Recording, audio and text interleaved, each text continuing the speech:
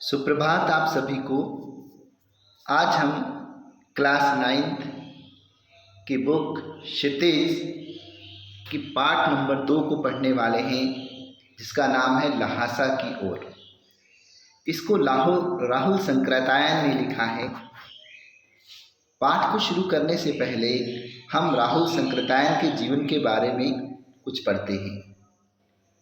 राहुल शंकरतायन का जन्म सन 1893 में उनके ननिहाल गांव पंदहा, जिला आजमगढ़, उत्तर प्रदेश में हुआ। उनका पैतृक गांव कनैला था।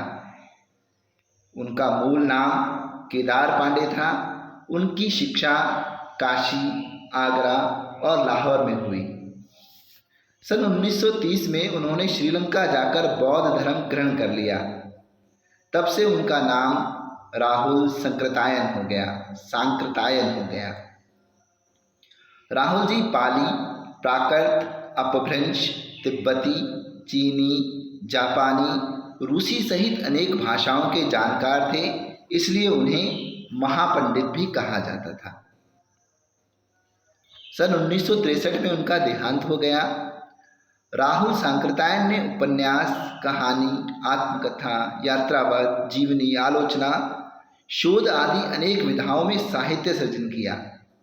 इतना ही नहीं, उन्होंने अनेक ग्रंथों का हिंदी में अनुवाद भी किया। मेरी जीवन यात्रा 6 भाग, दर्शन दिग्दर्शन, 22वीं सदी, वोल्गा से गंगा, भागो नहीं दुनिया को बदलो, दिमागी गुलामी, घुमक्कड़ शास्त्र उनकी प्रमुख कृतियां हैं। आज का हमारा पाठ है ल्हासा की ओर। ये एक यात्रा वृतांत है। चलिए पढ़ते हैं। वह नेपाल से तिब्बत जाने का मुख्य रास्ता है। फरी कलिड़पोड़ का रास्ता जब नहीं खुला था तो नेपाल ही नहीं, हिंदुस्तान की चीज़ें भी इसी रास्ते से तिब्बत जाया करती थी। ये व्यापारिक ही नहीं, सैनिक रास्ता भी था। इसलिए जगह जगह फौजी चौकियां और किले बने हुए हैं, जिनमें कभी चीनी पलटन रहा करती थी। आजकल बहुत से फौजी मकान गिर चुके हैं। दुर्ग के किसी भाग में जहां किसानों ने अपना बसेरा बना लिया है, वहां घर कुछ आबाद दिखाई पड़ते हैं।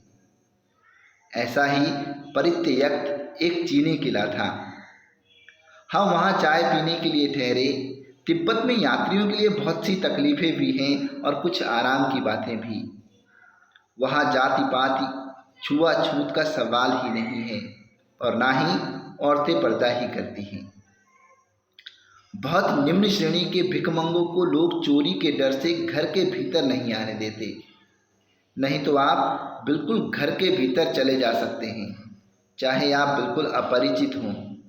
तब भी घर की बहू या सासू को अपनी झोली में से चाय दे सकते हैं। वह आपके लिए उसे पका देगी।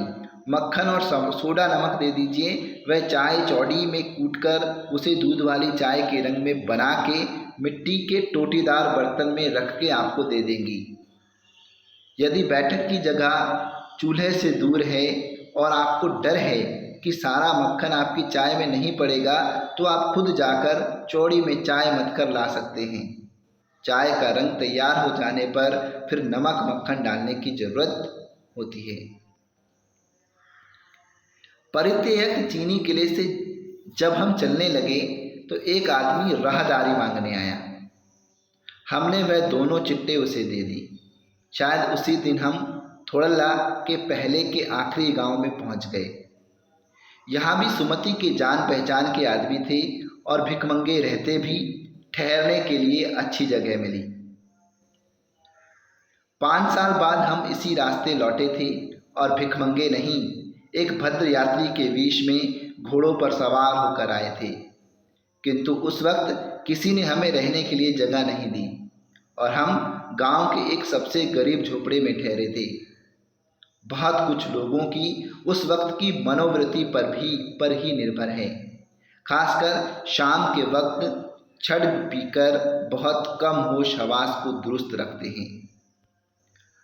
अब हमें सबसे विकट डोंडा थोड़ला पार करना था। डोंडी तिब्बत में सबसे खतरे की जगह हैं। 16-17 हजार फीट की ऊंचाई होने के कारण उनके दोनों तरफ मीलों तक कोई गांव गिराव नहीं होते। नदियों के मोड़ और पहाड़ों के कोनों के कारण बहुत दूर तक आदमी को देखा नहीं जा सकता। डाकुओं के लिए ये सबसे अच्छी जगह है। तिब्बत में गांव में आकर खून हो जाए तब तो खूनी को सजा भी मिल सकती है, लेकिन इन निर्जन स्थानों में मरे हुए आदमियों के लिए कोई परवाह नहीं करता। सरकार, खुफिया विभाग और पुलिस पर उतना खर्च नहीं करती और वहाँ गवाह भी तो कोई नहीं मिल सकता। डकैत पहले आदमी को मार डालते हैं, उसके बाद देखते हैं कि कुछ पैसा है कि नहीं। हथियार का कानून ना रहने के कारण यहाँ लाठी की तरह लोग पिस्तौल, बंदूक लिए फिरते हैं। डाकू यदि जान से ना मारे तो खुद उसे अपने प्राणों का खतरा है। गांव में हमें मालूम हुआ कि पिछले ही साल थोड़ल्ला के पास खून हो गया। शायद खून की हम उतनी परवाह नहीं करते क्योंकि हम भिखमंगे थे, और जहाँ कहीं वैसी सूरत देखते, टोपी उतार, जीभ निकाल, कुच्ची कुच्ची, दया दया, 1 पैसा कहते भीख मांगने लगते। लेकिन पहाड़ की ऊंची चढ़ाई थी, पीठ पर सामान लादकर कैसे चलते, और अगला पड़ाव 16-17 मील से कम नहीं था। मैंने सुमति से कहा कि यहाँ से लड़कपुर तक के लिए 2 घोड़े कर लो, सामान भी रख लेंगे और चढ़े चलेंगे। दूसरे दिन हम घोड़ों पर सवार होकर ऊपर की ओर चले। डोंडे से पहले एक जगह चाय पी और दोपहर के वक्त डोंडे के ऊपर जा पहुँचे। हम समुद्र तल से 17-18 हजार फीट ऊंचे खड़े थे। हमारी दक्षिण तरफ पूरब से पश्चिम की ओर हिमालय के हजारों श्वेत शिखर चले गए थे। भीटे की ओर दिखने वाले पहाड़ बिल्कुल नंगे थे, ना वहाँ बर्फ की सफ़ेदी थी, ना किसी तरह की हरियाली। उत्तर की तरफ बहुत कम बर्फ वाली चोटियाँ दिखाई पड़ती थी। सर्वोच्च स्थान पर डोंडे के देवता का स्थान था, जो पत्थरों के ढेर, जानवरों की सींगों और रंग बिरंगे कपड़ों की झंडियों से सजाया गया था। अब हमें बराबर उतराई पर चलना था। चढ़ाई तो कुछ दूर थोड़ी मुश्किल थी, लेकिन उतराई बिल्कुल नहीं। शायद 2-1 और सवारी साथी हमारे साथ चल रहे थे।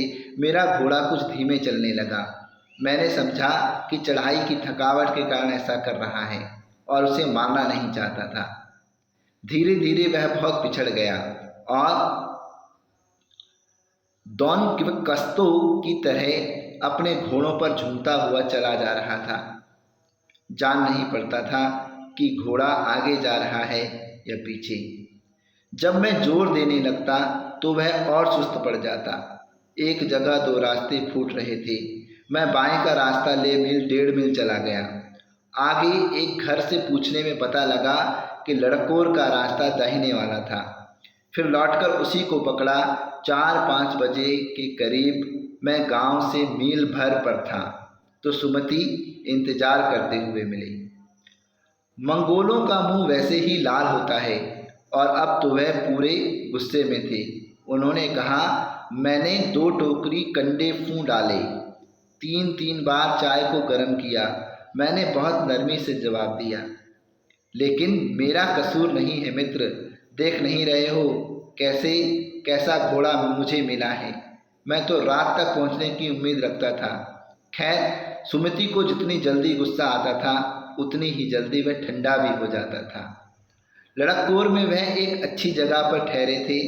यहाँ भी उनके अच्छे यजमान थे। पहले चाय सत्तू खाया गया, रात को गर्मा गर्म थुक्पा मिला।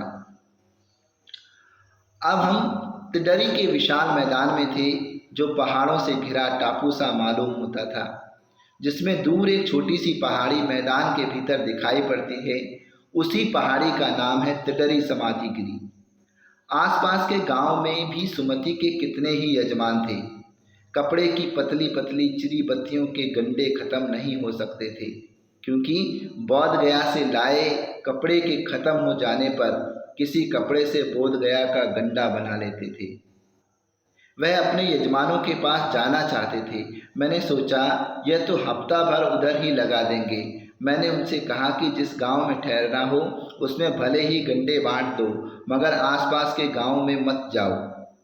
इसके लिए मैं तुम्हें लहासा पहुंचकर रुपए दे दूंगा। सुमिति ने स्वीकार किया। दूसरे दिन हमने भरिया ढूंढने की कोशिश की, लेकिन कोई ना मिला।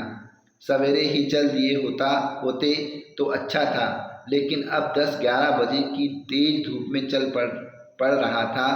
तिब्बत की धूप बहुत कड़ी मालूम होती है। यद्यपि थोड़े से भी मोटे कपड़े से सिर को ढांक लें तो गर्मी खत्म हो जाती है।